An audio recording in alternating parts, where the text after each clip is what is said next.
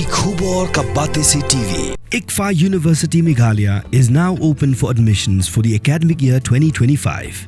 Explore our best courses and apply today. Fee concessions are available for domicile students of the state of Meghalaya.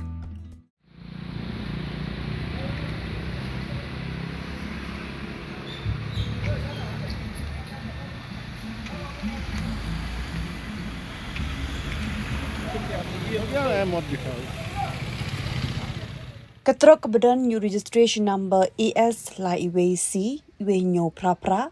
Tynrah Alto kebedan yau registration number ML Shipau A Nongñiah Prasan. Kediga jinja accident kelaja hakami jong kakak saudara kunaitung aracar arpusan hakapo prabaji arpo minute hakalat banlej sha Ophis ke Shillong Municipal Board. Kediga kali Alto kediga belong try du Amar Singh bat kebanya du Umilan. Hadian kediga jinja Nongñiah jong Trok ula Phet Krad nagani ke jaka. Kipulit kelawan bentano ya kediga kali keba accident.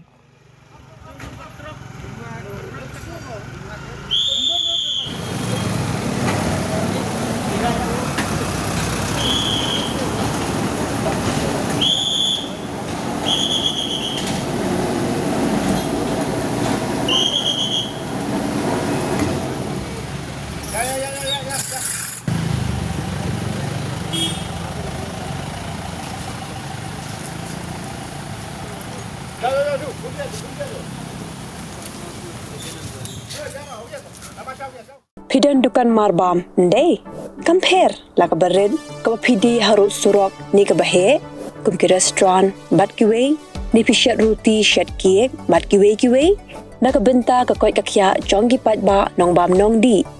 Pat ba pinyo ka jing shania naki, pidan kam bandon de ka license ka papaka, ka bala itu da ka an, kata ka Food Safety and Standards Act aracar henril, link ba ka section lai puwei iwei. Kamde ka ba pinyo ka license, pila ba na apply ka online link ba ka website foscas.fssai.gov.in da ka ba pihap upload ru yaki kod kisla badan kam kat kum ka judging kam jong pi.